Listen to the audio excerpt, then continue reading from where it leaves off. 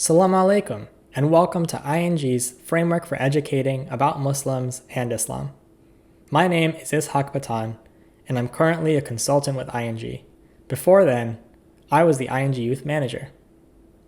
In this video, we'll be discussing tips for presenting about Islam and Muslims when you've been invited to speak in your school or classroom.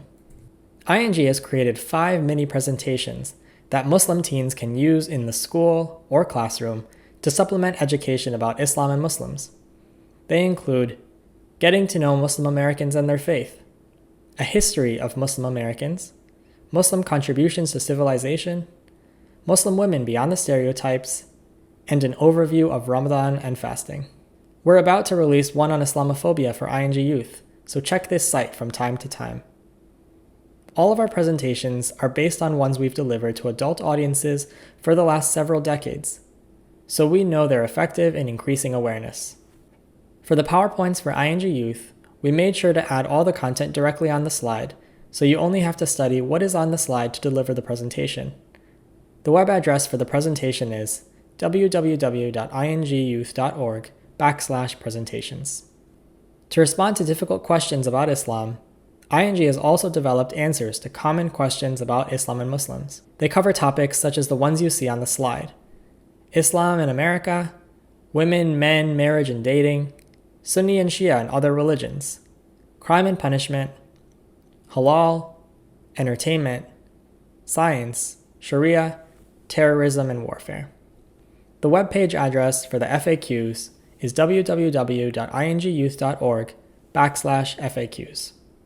When presenting about Muslims, it's important to remember that there are 1.9 billion Muslims in the world, living in over 50 majority Muslim countries, and as minorities in nearly every country. Because of this, they're living in different cultural contexts. What does that mean?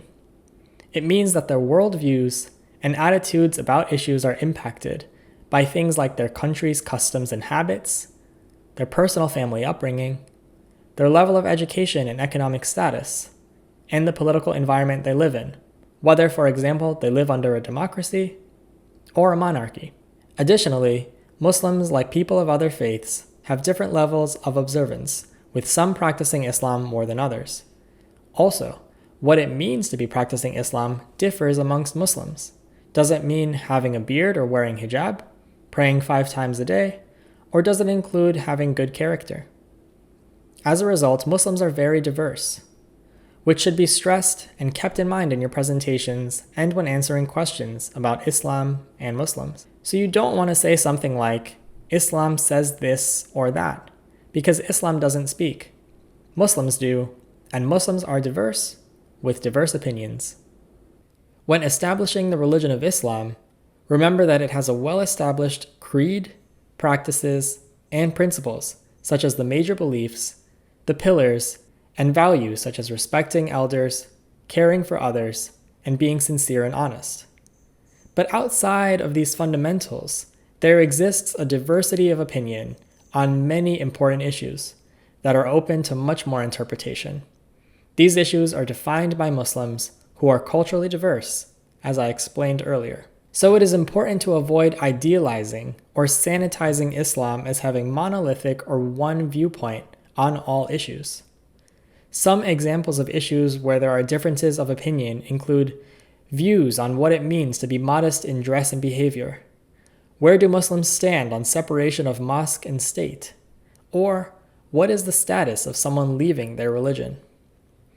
These issues are defined by their cultural context or the history and circumstances that Muslims live under. So be careful about using Muslim Americans as the standard of right thinking about Islam, while discounting Muslims around the world who may have different opinions about these issues as being cultural Muslims. This is very problematic because it could feed into Islamophobia by stereotyping Muslims outside the US in a negative light. Muslim Americans are impacted by their culture too, as much as other Muslims are in other parts of the world. Our perspectives in the United States are based on our circumstances, which include the fact that we're a minority in number, living in a democracy and a highly pluralistic, multi-faith society when compared to most Muslims. So in the US, for example, we think about our relationship with other religious groups than maybe someone living in a majority Muslim country. Additionally, we're living in a post-9/11 context like minority Muslims in Europe and elsewhere, where we've had to defend our faith in areas such as our civil rights as a religious group, our views on other faith communities, or issues like whether we belong in America or not. These are issues that are particular to Muslim Americans. When answering questions about Islam and Muslims, it's important to avoid rushing to answer loaded questions without first deconstructing them. Loaded questions are one which we have built in, usually stereotypical, assumptions. So for example, a common question is, if Islam is peaceful, why are Muslims so violent? The assumption here is that Islam is inherently a violent religion. So you'll want to deconstruct the question by asking the person, what makes you think Muslims are violent? The response will be of two kinds. Most likely, it'll be a vague answer, like, well, that's my perception, or that's what I read in the news. Your response to that's what I've read in the news is that Islam is in fact stereotyped in the news more than any other religion, and that's why many Americans have that wrong perception. According to studies, 80% of stories about Islam and Muslims are negative in Western media. Your response to, well, that's my perception is, well, that's why I'm here, to educate the public about Muslims and Islam. Hopefully my presentation clarified some of the stereotypes that people have about Islam. Another kind of response is one that is more specific to an issue they encountered, like something they've read or watched on TV. Your response on this should address the specific issue and not the original question. Here are some facts about Muslims and violence. Of the 50 Muslim majority countries, the vast majority are living in peace. In those areas where there is conflict, and except for terrorist groups like ISIS, religion is not a factor at all. Political, ethnic, tribal, or economic issues are generally the underlying causes behind most conflicts, including those involving Muslims. In the case of ISIS or Al-Qaeda, these groups have manipulated Islam for their own political ends, and in the same way that white terrorists here in the United States have weaponized Christianity against Jewish, Muslim, and Black Americans.